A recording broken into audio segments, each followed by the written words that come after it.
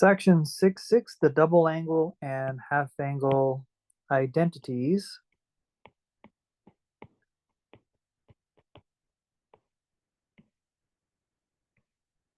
Here are the sum and difference identities from section 6.5.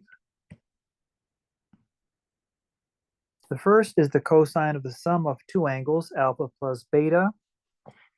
And to help you memorize from memory, the right-hand side first letters of the functions are C, same as the left-hand side. So if you remember CCC as California Community Colleges, that'll help to remember this identity. The plus sign changes to minus, and the same for the second identity. Cosine of the difference of two angles, the first letters are C, C, C, as in first letter of the functions. And the operation sign changes from minus to plus. For identities 3 and 4, the sign of the sum of two angles, the right-hand side, the first letters of the functions are S and C. And to remember that, you can use something like Southern California or super cool, something like that. And the operation signs stay the same, plus the plus in identity 3. So for the sign of the sum, the SIGN stays the same. For the sign of a sum, keep the sign the same. And identity 4, similarly, the minus stays minus. So for the final exam, know these first 4 committed to memory, but 5 and 6 you do not need to memorize.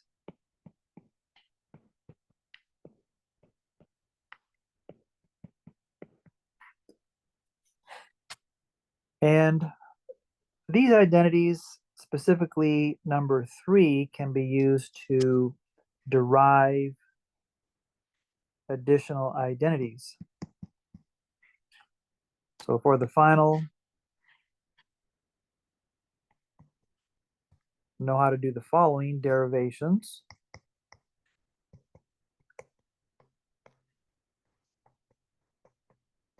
Part A, the sign of the double angle 2 theta.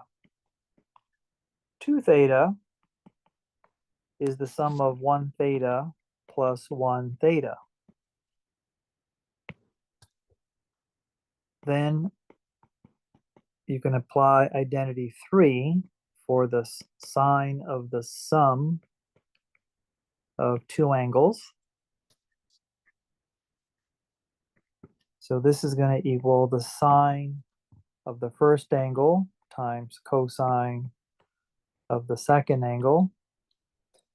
Keep the SIGN the same, plus to plus, cosine of the first, sine of the second angle.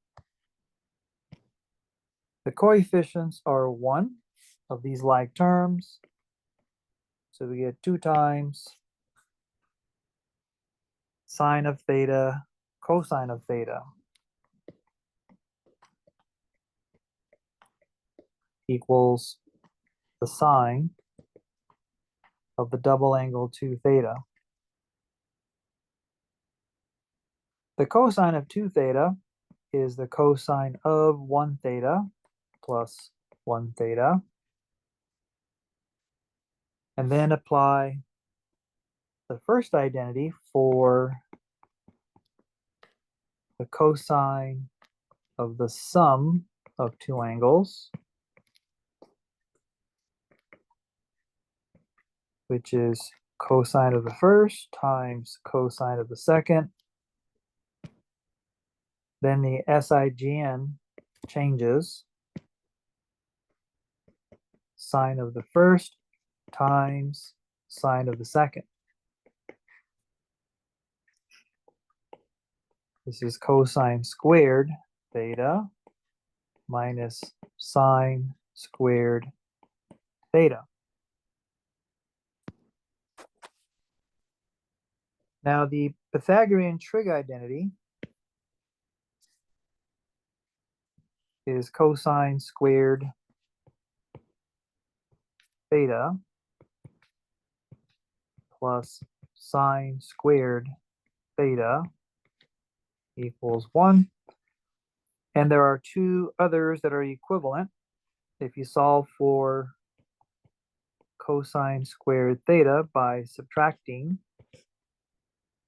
you have 1 minus sine squared theta.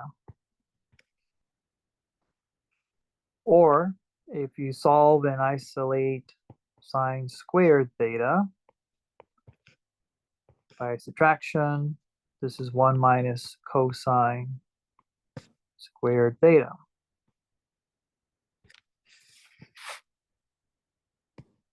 Now in part B, there's a cosine squared term that we can substitute with the expression 1 minus sine squared theta to derive an additional identity.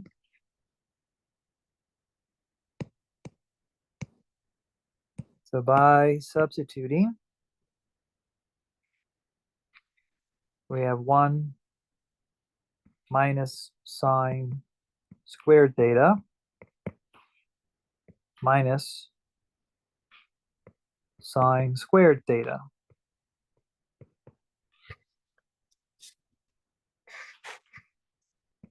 Combine the like terms, so 1 minus 2 sine squared theta,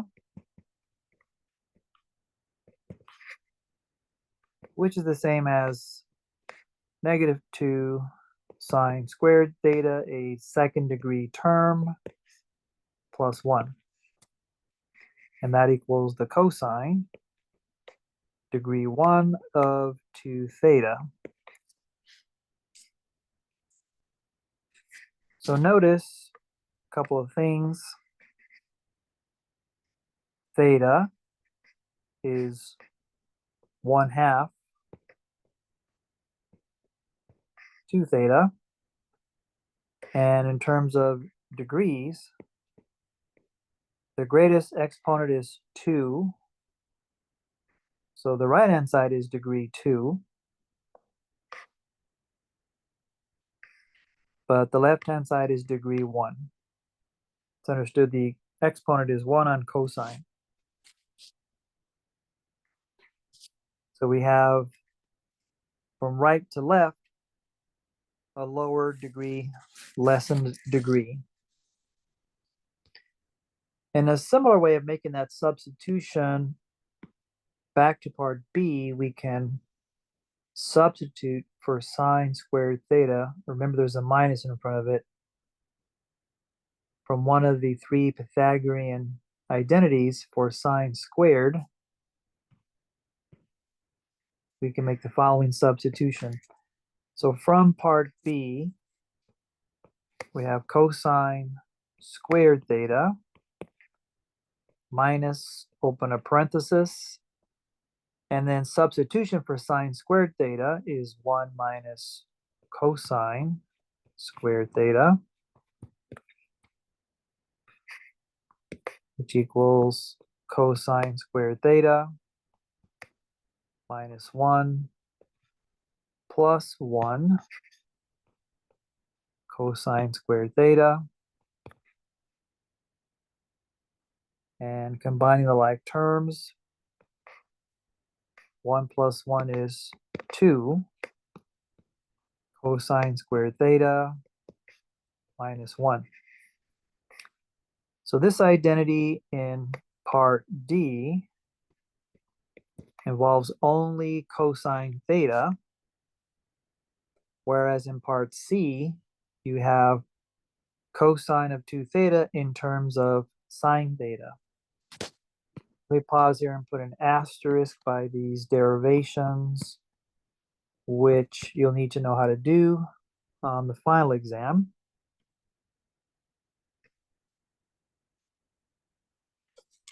The double angle identities are summarized here, sine of 2 theta, and there are 3 equivalent identities for the cosine of 2 theta. And let's number these for later reference, 7 through 10. All right, here's an exercise. If the cosine of theta is negative 2/5 and theta is greater than pi, less than 3 pi over 2, terminating in quadrant 3, find the exact value of the sine of 2 theta. Well, by identity 7 above in the box, the sine of 2 theta is 2 times the sine of theta times the cosine of theta. And we were given the cosine of theta is negative 2/5, so we just have to find the sine of theta to evaluate. Let's draw the diagram. We have an angle terminating in quadrant 3, and we're given the cosine of theta is negative 2 divided by positive 5, which is the ratio of length of the side adjacent to length of the hypotenuse, which is the radius of a circle. And the radius is always positive 5, and thus the negative sign goes with x, which can be negative or positive depending on the quadrant. And in quadrant 3, x will have a negative coordinate. So drawing a scenario where the length x is 2 and the radius is 5 is something like that. So that would determine this point P in quadrant 3, where x has a negative coordinate and y would be to be determined. All right, let's draw the perpendicular altitude, perpendicular 90 degrees. Label the radius 5 for the hypotenuse of the right triangle. X is 2 in length, and y we can determine by the Pythagorean equation. So let's say x negative 2 squared plus y squared equals radius squared. So y squared is 25, subtract 4 is 21. Y is positive in quadrants 1 and 2. Y is negative in quadrants 3 and 4. And since we're in quadrant 3, y is negative square root of 21. And that's the coordinate of this point P. So back to evaluating. 2 times sine of theta is the ratio of y to r. And the cosine is given as negative 2/5. So this is 2 over 1. Y is negative square root of 21. The radius is positive 5 times negative 2/5.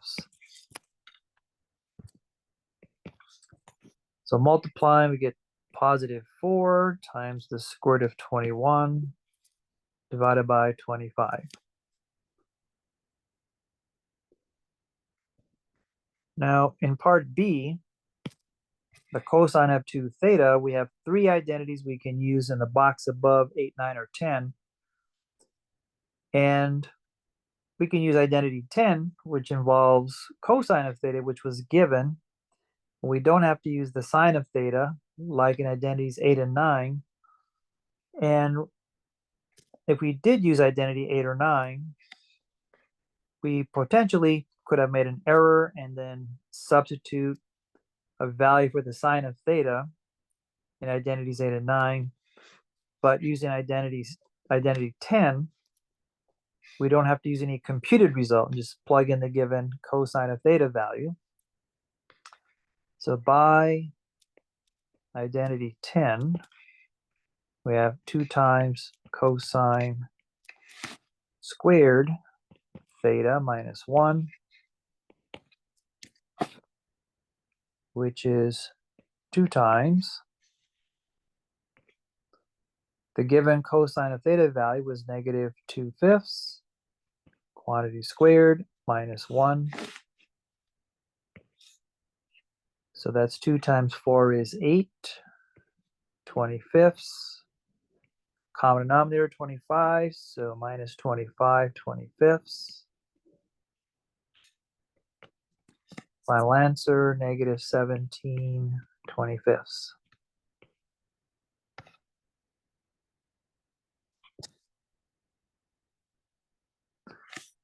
All right, exploration 2. Find an identity for the tangent of 2 theta using the given identity for the tangent of 2 angles alpha and beta. The tangent of 2 theta is the tangent of 1 theta plus 1 theta, or first angle plus second angle. And using the identity to the right, the numerator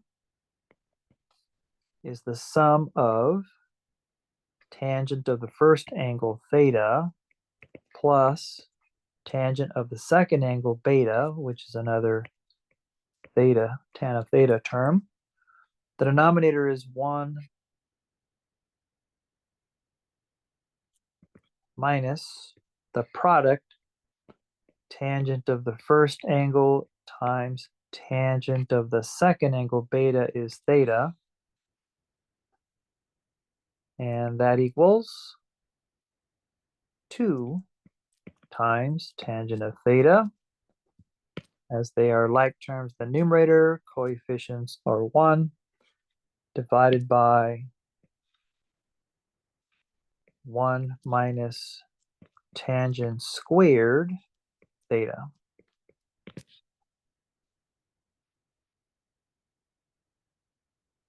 Here's an exercise. An example. Write as a third degree polynomial in sine theta the sine of 3 theta. So third degree means we're going to have a sine term with an exponent of 3, and polynomial means we're going to have a sum and or difference of terms in sine theta. So the sine of 3 theta is the sine of 2 theta, and there's an identity related to that, sine of 2 theta plus 1 theta. So now we have the sine of the sum of 2 angles, so we can apply the identity for the sine of alpha plus beta. So alpha is 2 theta and beta is theta. So the identity for the sine of the sum gives sine of the first angle times cosine of the second angle. Keep the SIGN the same. Cosine of the first angle times sine of the second angle.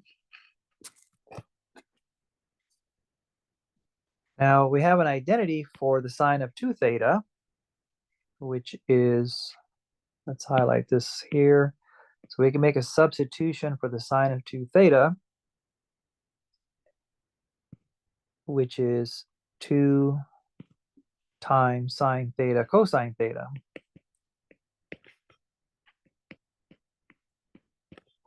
Times cosine theta.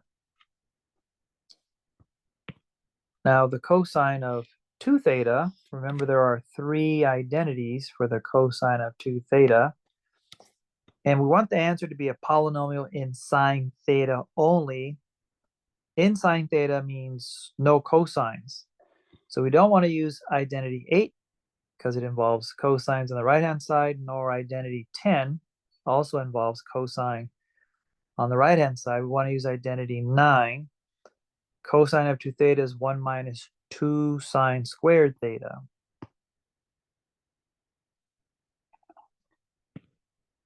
So we have 1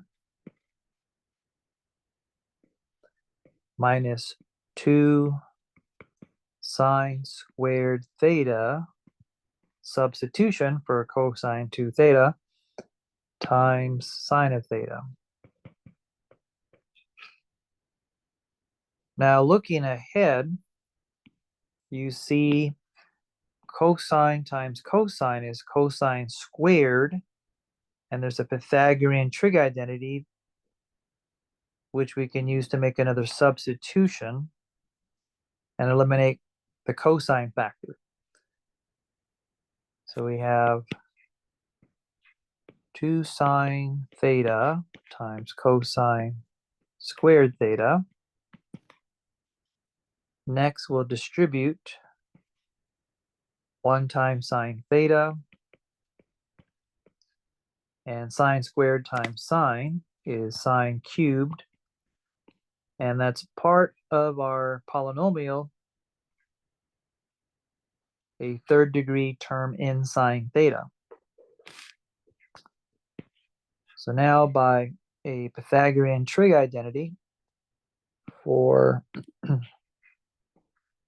cosine squared theta, we can substitute cosine squared theta is 1 minus sine squared theta plus 1 sine theta minus 2 sine cubed theta. All right, let's distribute 2 times sine theta, and then sine theta times sine squared is sine cubed theta plus 1 sine theta minus 2 sine cubed theta.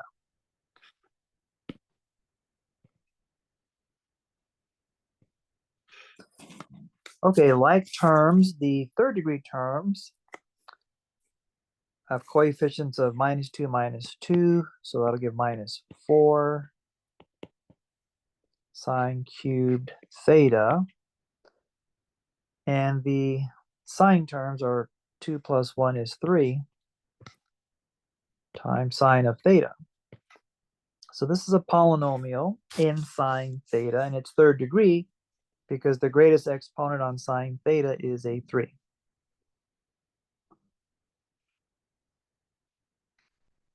Now going back to one of the earlier identities for the cosine of the double angle 2 theta is 1 minus 2 sine squared theta. To develop additional or derive additional identities, we're going to isolate sine squared of theta. And to isolate sine squared theta, we'll subtract 1 first. So cosine of 2 theta, subtract 1, equals negative 2 times sine squared of theta. Now we're going to divide both sides by negative 2 to get the cosine of 2 theta minus 1 divided by negative 2 equals sine squared theta.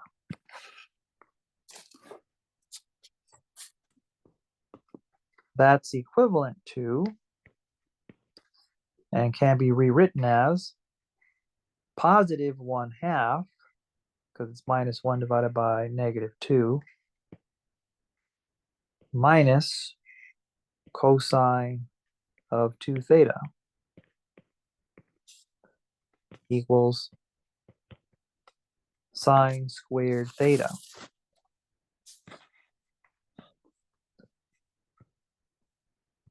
Now later, we're going to refer to this as result A, statement A. Again, there's a couple of things to notice. In this last equation, the left-hand side is degree 1, since the exponent on cosine is understood to be a 1. And the degree on the right side is 2, second degree term. And the argument theta is 1/2 of 2 theta. Another identity for the cosine of a double angle is 2 cosine squared theta minus 1. And we want to now derive another identity by isolating cosine squared of theta. So to isolate cosine squared theta, we'll first add 1 to both sides. So we have the cosine of 2 theta plus 1 equals 2 times cosine squared of theta.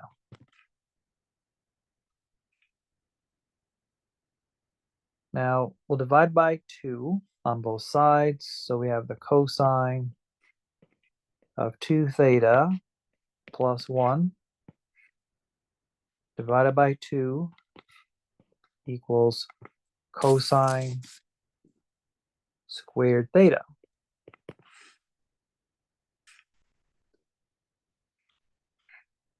This is equivalent to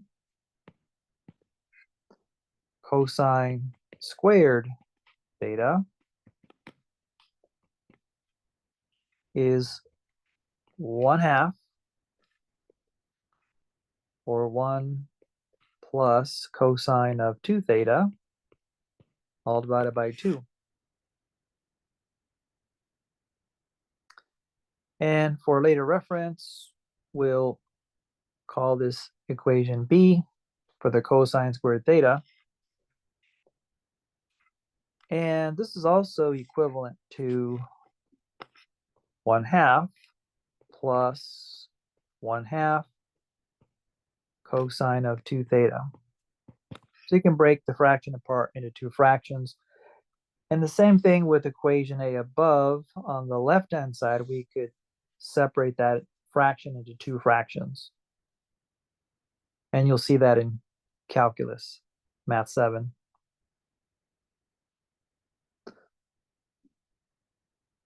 All right, so we have a head start here. Part C, the tan squared of theta is sine squared theta divided by cosine squared theta.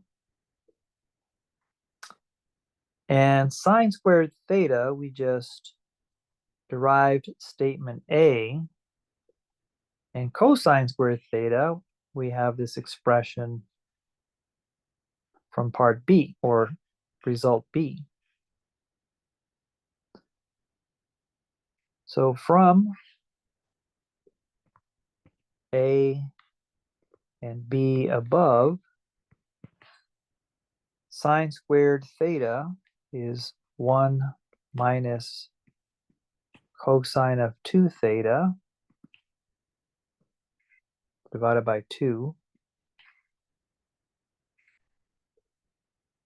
And cosine squared theta is 1 plus cosine of 2 theta divided by 2. If you were to multiply by the reciprocal, the denominators 2 would divide and cancel. So you get 1 minus cosine of 2 theta divided by 1 plus cosine of 2 theta.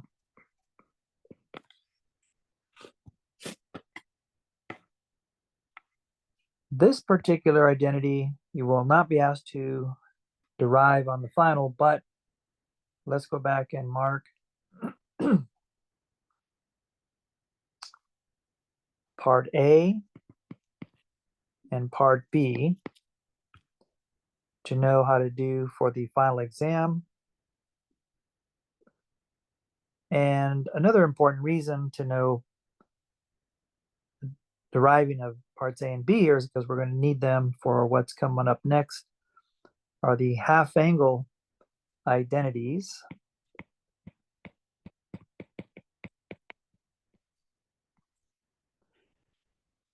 So we've derived sine squared theta is 1 minus cosine 2 theta divided by 2, where the argument theta on the left-hand side is 1/2 of 2 theta.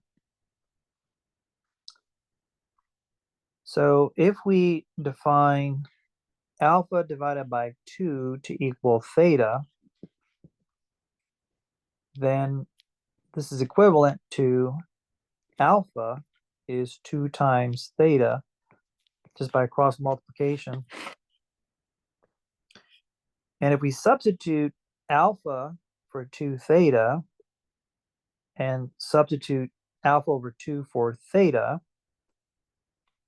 we get sine squared alpha over 2 equals 1 minus cosine of alpha divided by 2. And the next step is going to be to take the square root of both sides to eliminate the square on sine, which I think we can do now. So if you go to the next page, you'll see that taking the square root of sine squared, you get sine of alpha over 2 is going to be positive or negative, depending on the quadrant, square root of 1 subtract cosine of alpha divided by 2. Similarly, since cosine squared theta is 1 plus cosine of 2 theta divided by 2, if we let theta be replaced by alpha over 2 and 2 theta replaced by alpha, we get the following. Cosine squared alpha over 2 is 1 plus cosine of alpha divided by 2.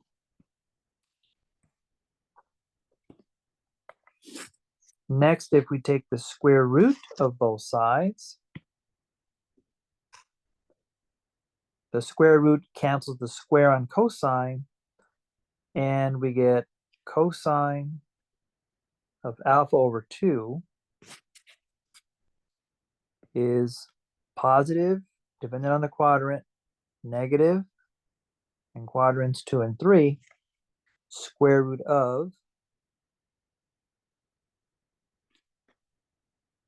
1 plus cosine of alpha divided by 2.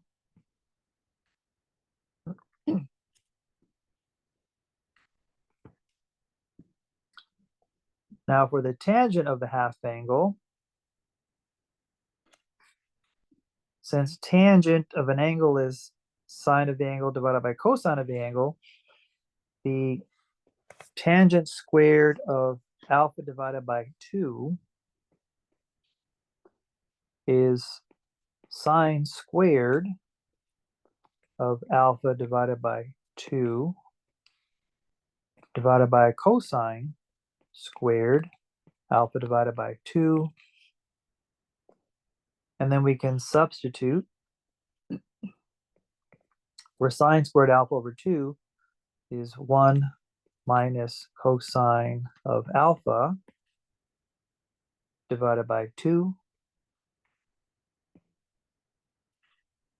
divided by cosine squared alpha over 2 is 1 plus cosine of alpha divided by 2. from part B. Now, when you multiply by the reciprocal, the denominators 2 will divide and cancel. So we have tangent squared alpha over 2 equals 1 minus cosine of alpha divided by 1 plus cosine of alpha. And finally, to eliminate the square on tangent, take the square root of both sides. And so you get plus or minus depending on the quadrant. So the tangent of alpha over 2 is positive, where cosine and sine have the same SIGN, which is quadrants 1 and 3.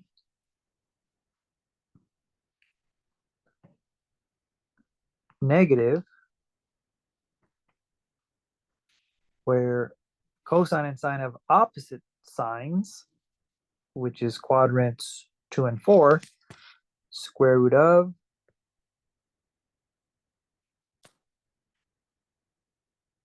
one minus cosine alpha divided by 1 plus cosine of alpha. And these are the 3 half angle identities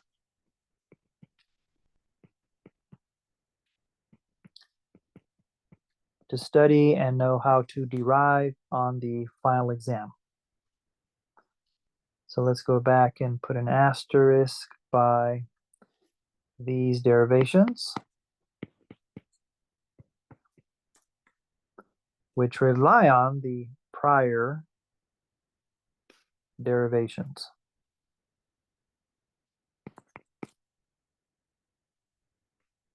Which I'll have an asterisk by them. This here, part B, is more of an exercise, not a derivation. And I won't ask you to do exploration 2, derivation. Example 1 is an exercise, not a derivation, but the derivations where you have to develop additional identities have the asterisks by them.